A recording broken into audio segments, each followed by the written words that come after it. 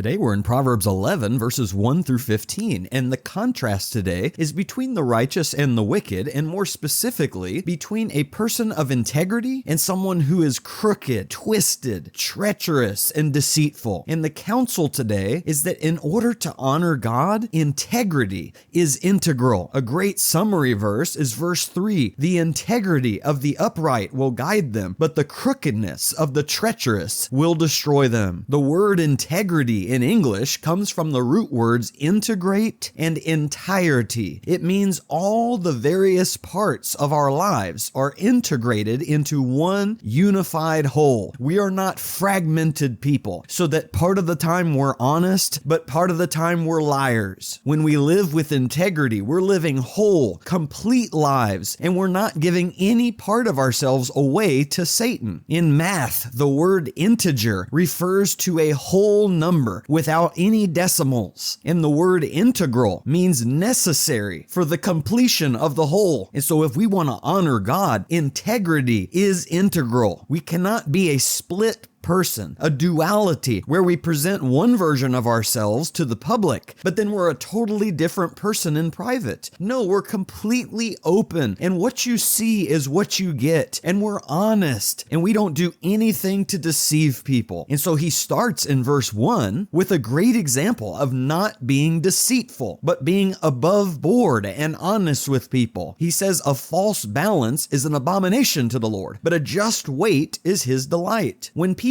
bought things in the marketplace in the ancient world, they used measures of weight. And so in the Old Testament time, before it actually became a coin, the word shekel referred to a unit of weight. It was about 11 grams. And so if a vendor said, hey, this loaf of bread is worth a shekel, that would be 11 grams of silver. And they'd have a set of scales with two plates, one on each side, with an arm serving as a fulcrum between them. And the vendor would have the exact weight of 11 grams or 1 shekel on one side, and then the consumer would put their money on the other side. And if their silver weighed exactly 11 grams, according to the scale, then they could make the purchase. But sometimes vendors would be deceitful, and they would place an object on the plate that weighed more than a shekel's worth. And so it would require more money from the consumer to balance out those plates. And the consumer would think that he was paying a fair price, but actually he was being cheated out of money. And any vendor who did that lacked integrity. They're living a double life, pretending to be an honorable businessman while cheating people out of their money. In verse 2, people of integrity are not just honest with other people, they're honest with themselves. And so they're not puffed up or arrogant, they're humble because they know how sinful and imperfect they are. And in verse 4, it's possible that a person's lack of integrity might make them a lot of money, but that money's not going to do them any good when they have to face God's wrath for their lack of integrity. But if you have integrity, you don't have to fear the wrath and the death that comes from God's judgment. In fact, integrity will help smooth your way in life because people will be able to trust you and count on you. And in verse 6, you won't get caught in some trap later on down the road. It's a general truth in life that what goes around comes around. And if you cheat enough people and lie to enough people, eventually that will catch up to you and you'll end up trapped by your own greed, and someone will come and take revenge on you, or maybe people will stop doing business with you and you'll lose all of your money. And of course, eventually the ultimate trap of the greedy will be the day of judgment when they're ensnared for all eternity. And wicked people who lack integrity in verse 7, they have so many hopes and dreams that I'm going to make all this money and things are going to go so well for me and I'm going to have a great house and status in society, but then they die. And when they die, all of their hopes and dreams die with them. They think they're strong, they think they're self-reliant, and they don't need anybody because they're clever and crafty enough to manipulate everyone into doing what they want. But in the end, they're gonna die, and all of their self-perceived strength will have just been an illusion. In fact, a lot of times in verse 8, God will turn the tables on the wicked. So when they lack integrity and they're deceitful and they scheme against the righteous, God will rescue the righteous and then even forced the wicked to trade places with them. I think about Haman, who plotted to destroy all of the Jews, and yet God made sure that he was destroyed. Or the men in Daniel's day, who deceitfully schemed to get him thrown into the lion's den, and they ended up thrown in there instead. Now, in verses 1 through 8, the focus has been how a lack of integrity affects the individual. But now in verse 9 through 15, he shifts to how a lack of integrity affects the community around us. And if we lack integrity with our words in verse 9, we can destroy our neighbor. But if we have integrity, not only do we help our neighbor, but the whole city is helped by our integrity. And everybody rejoices when things go well because we're helping other people around us, and the whole city rejoices to have righteous people of integrity living among them. But nobody wants to live with a wicked, deceitful person. And so when people like that die, the city actually rejoices and feels relief. In fact, in verse 11, God pours out blessings on a city filled with people of integrity. Yet a city with crooked, treacherous people in it only tears itself down. A person of integrity knows how to keep a secret in verse 12 and to honor someone who tells them something in confidence. Because if I go and share someone's secret, it could destroy their reputation. And not only that, it destroys the trust between us. So our relationship is hurt now too. But a person of integrity in verse 13 is trustworthy. People can count on us. In verse 14, people of integrity can become a source of guidance for a city, and they can offer valuable counsel that leads to victory. And a person of integrity in verse 15 is honest even when it's hard. You may have someone that you love and care about and want to be a co-signer or a guarantor on a loan for them. And if you refuse to do that, they may be upset with you. But a person of integrity is willing to say, hey, it's not wise for me to co-sign on your loan. If you can't make the payments, it's going to put stress and strain on our relationship. So if you're not good for the money, then it's best just not to borrow it. And so the challenge for us is to be people of integrity for God. In architecture, we have a term called structural integrity. If a bridge has structural integrity, it means it's unbreakable by its environment. It's solid, and you can count on it to do what it's supposed to do. If, however, there are any cracks or places where the builders cut corners, it will lose its structural integrity and collapse under the pressure. And so as people of integrity, we do not make moral compromises under pressure. We do not break our commitment to God when it's convenient, and we do not pretend to be someone that we are not. Imagine if builders knew a bridge lacked structural integrity, but they still opened it up anyway, and they let cars drive across it. That's what we're like. If we pretend like we're people of integrity and people can trust us and count on us, but in reality, we're deceitful and we hide the truth and we take moral shortcuts, we're not only going to destroy ourselves, but we're going to destroy the people around us as well. And this is what's so refreshing about Jesus Christ, because in 1 Peter 2 and verse 22, Peter says Jesus committed no sin, nor was any deceit found in his mouth. With Jesus, what you saw was what you got. And he always told the truth, even when it was hard, and refused to make moral compromises just to fit in or to be popular with the religious elite. Think about how many times he warned against the hypocrisy of the religious leaders because they pretended to be righteous